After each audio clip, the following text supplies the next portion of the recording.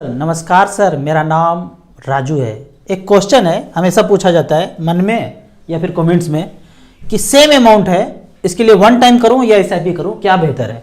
तो यहाँ पे देखते हैं, फंड का नाम लेते हैं एसबीआई कॉन्ट्रा फंड। 10 लाख रुपया एक बार झोंक दिया लंबे समय के लिए, या फिर छोटे छोटे टुकड़ों में भी 10 लाख ही लगाया टोटल उतने समय के लिए, तो क्या बेहतर होगा। तो यहाँ देख लेते हैं रिकॉर्ड के अनुसार। फंड का नाम है एसबीआई कॉन्ट्रा फंड। 2005 से लेके अब तक वन टाइम जमा किया 10 लाख रुपया, उस पैसे का वैल्यू आज है 18 साल के बाद 1,45,00,000, 16% का रिटर्न दिया। कैश फ्लो में जाएंगे तो 2005 में 16 रुपया से यूनिट खरीदना शुरू किया और आज जो है 18 साल के बाद उस यूनिट का वैल्यू है 238 रुपया। शुरू कितने से किए थे? 16 रुपया से, तो 238 रुपया हुआ। इसके चक्कर में वो पैसा बढ़ के हो गया हमारा, जो 10 लाख लगाए थे उस पैसे का वैल्यू बढ़ के हो गया है 1,45,00,000 रुपया। ये तो हुआ वन टाइम का बात। अब इसी पैसे को अगर 10 लाख को 18 साल से डिवाइड करेंगे तो आएगा 4630 रुपया। तो इसी पैसे को यदि एसआईपी में करते रहें तो यहाँ पे इसी पैसे को हमने एसआईपी के रूप में सिलेक्ट किया है। फंड का वही नाम है एसबीआई कॉन्ट्रा, और 2005 से लेके अब तक 10 लाख रुपया वन टाइम नहीं लगाया और एसआईपी कर लिया 4630 रुपये का। तो टोटल 10 लाख रुपया जमा हो गया और वैल्यू बना 40,31,000। 13.82% का रिटर्न यहाँ पे मिला। यानी कि वन टाइम में जो पैसा हमारा 1,45,00,000 रुपया बना था, एसआईपी किया सेम ड्यूरेशन के लिए तो 40,31,000 बना। तो क्या बोलेंगे, एसआईपी बेहतर या वन टाइम बेहतर?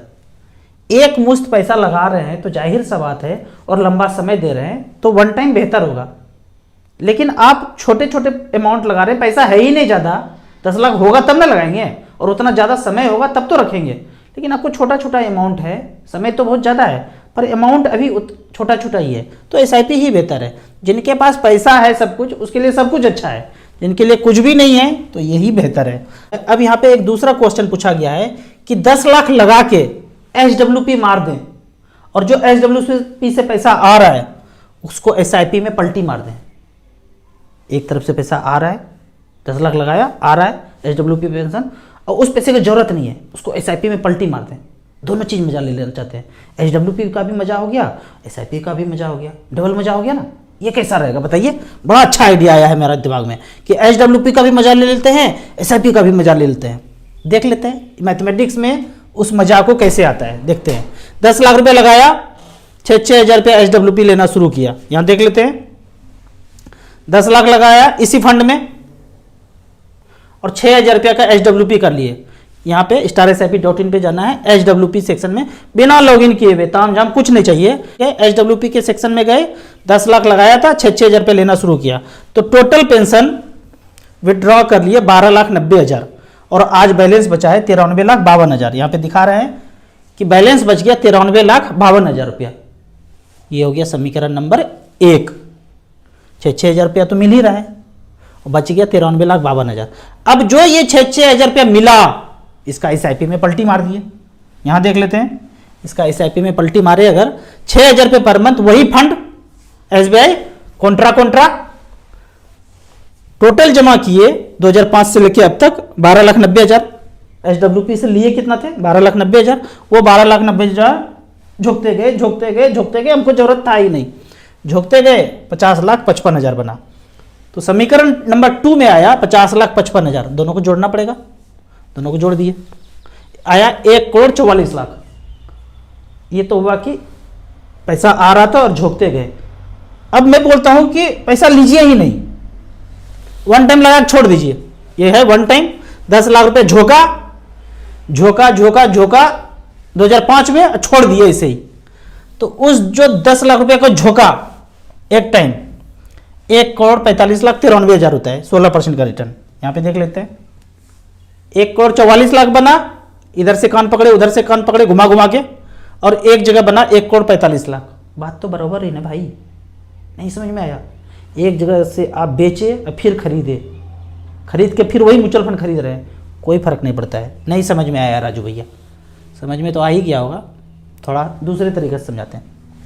आपने सोना का एक बिस्किट खरीद लिया बड़ा सा, या डब्बा खरीद लिया, उसमें ढेर सारा सोना है, छोटा छोटा छोटा छोटा गिन्नी है, सिक्का है उसमें। अब आपका जो सोना का रेट बढ़ रहा है हर महीने, आप कह रहे हैं कि लगभग 10,000 बढ़ जाता है, तो 10,000 का बेच दिया, सोना बेच दिया। अब फिर से सोनार के दुकान से 10,000 का फिर से सोना खरीद लिए। सोना एक तरफ से बेच रहे हैं, सोना एक तरफ से खरीद रहे हैं। आप कहेंगे कि पागल हो गए क्या, ये क्या कर रहे हैं? तो म्यूचुअल फंड में भी तो यही है, पागल हो गए क्या? एक तरफ से SW करके म्यूचुअल फंड का यूनिट बेच रहे हैं, दूसरे जगह से SIP का यूनिट खरीद रहे हैं। तो मैं भी यही बोल सकता हूँ ना, पागल हो गए हैं क्या? ऐसे नहीं सोचना है। अगर सोच भी रहे होंगे तो अब ये वीडियो देख के क्लियरिटी कर लीजिए।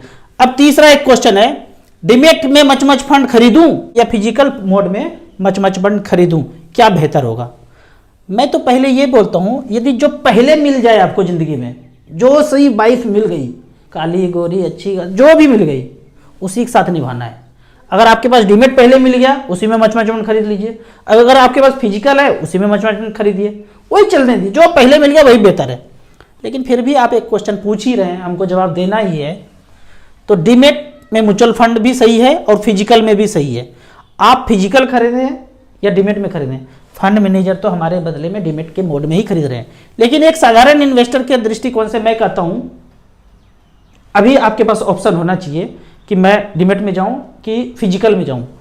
तो डीमैट के अगर मोड में आप जाते हैं तो डीमैट जो है शेयर के लिए डिजाइंड है, और physical mutual fund only mutual fund के लिए डिजाइंड है। यहाँ पे शेयर तो मिलेगा ही नहीं आपको।